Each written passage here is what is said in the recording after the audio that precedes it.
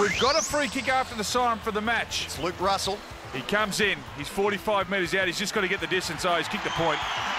He's kicked a point at least. And you wouldn't believe it, the Gold Coast Suns have won this first match by a point.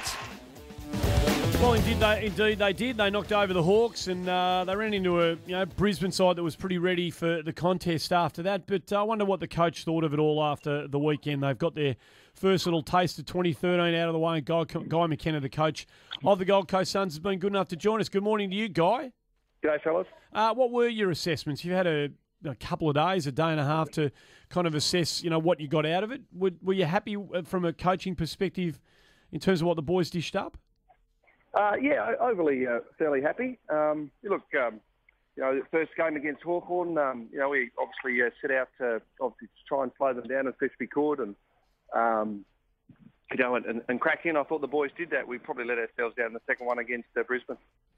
A lot was made of, Jager O'Meara, who you had to sit on last year and wait. And there are a couple of players who we saw on the weekend who were either in his position last year or in a similar one to his now. How did you assess O'Meara's performance? I thought for a first-year player, I know we had him, and he played a bit of NAB Cup footy for us last year, but I thought his appetite for hard work and rolling up his sleeves was really good.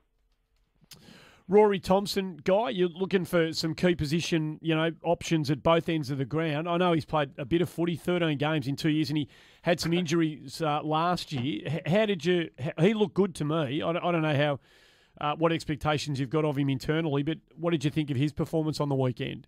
Yeah, I thought, as the NAB Cup is for playing, young players, and as you say, Rory's 13 games centre half back, if you don't mind, but I was really wrapped for him. I mean, I know he's a fellow redhead, of course, so I've got a soft spot for him, but I thought his performance, and Buddy, as we know, I mean, like Hawthorn themselves, are not in the best, best nick. I mean, they've come off, we've got an extra month of work into us, so I thought his performance was really good. In an all-round sense, Guy, in terms of the conditioning of the players and an understanding of game plan and playing alongside each other, how much more advanced do you think you are at this stage of the year than what you say you were 12 months ago? Well, it's sort of a bit of give and take there, Tim, because of Murphy and Broughton, for example, come in, so they're a third of your back line, so they have to get used to those players we've mentioned before. So it's a bit of give and take, but certainly. I think just the physical maturity of the players, that's what I've noticed over the pre-season. We're able to cover the ground further, quicker, and obviously do it in a stronger fashion. So from that side of things, good. I mean, the game plan will continue to evolve as the players get used to it. How's Nathan Bock tracking, Guy? Pretty good. Look, his leg, where it's obviously broken, as everyone knows when they break a bone, it tends to be the strongest part of the body. He's got a rod down his leg, which I'm sure the other boys that have got broken legs have been running around with, and he's got that. But he's just now got a bit of soreness down into his ankle because of his obviously new running gait, of course, because he's got a bit of a wobbly leg to look after. But look, he's tracking along nicely. Just a bit like ankle injuries, they sort of get up and plateau for a bit, and then he's got to push himself a bit. But like I keep saying, he's going into uncharted territory because he's never had a broken leg before, and everything he's doing from this day forward is new for him. So a few little hiccups, but look, he's still tracking along nicely. He'll be certainly welcomed into the side as soon as he gets back to full fitness. Always looking for trends in the early part of a season, a new season. Have you noticed anything yet about sides and the way that they're playing slightly differently than what they've done in the past? Oh, I'm actually about to go into work soon and just check on the play on, but certainly, I mean, the way to get through a zone, I mean, some sides will take you on through handballing the way through a zone. Some sides, and probably the most of the sides I've seen over the NAB Cup, are just trying to swing that ball from the switch and get it out to the fat side, as we like to call it, and there's a bit of space for pace and run it down the far wing and move it at speed. So there's probably a lot more of that going on so far early in the pre-season than I've seen before, but that all tends to settle down, I think, once the season starts. What about the new rules that are being trialled? Have you liked any of those? Not a big fan, no. The out of bounds is ridiculous. That's a tough one, isn't it?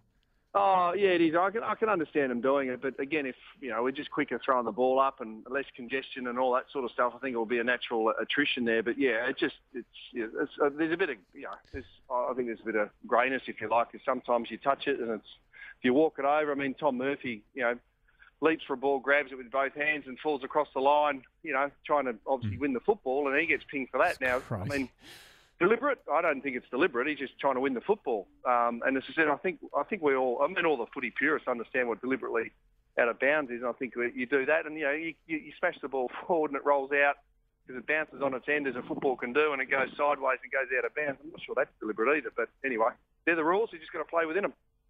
Hey, Guy, just quickly, we know you have suffered one really bad concussion in your AFL career. It's focused again down here because of the Channel 7 program last night talking to Greg Williams. With the whole CTE thing that's been going on over in the States, have you got any concerns for, how you're placed after your playing days?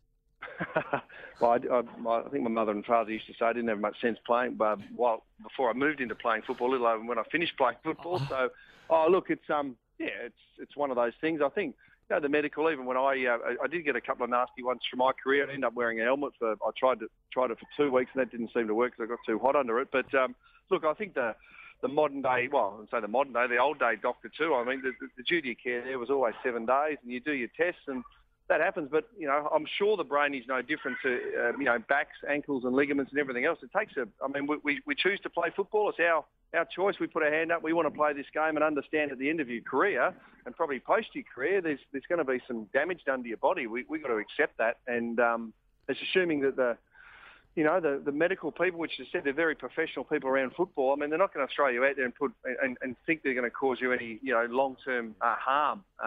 So, as I said, I think you're well looked after, and I said that's part of playing football. I think you've got to accept that into retirement. Yep, we'll throw that into the mix as part of the conversation point revolving around this one. Oh, mate, we appreciate you joining us on the show. Thanks for your time.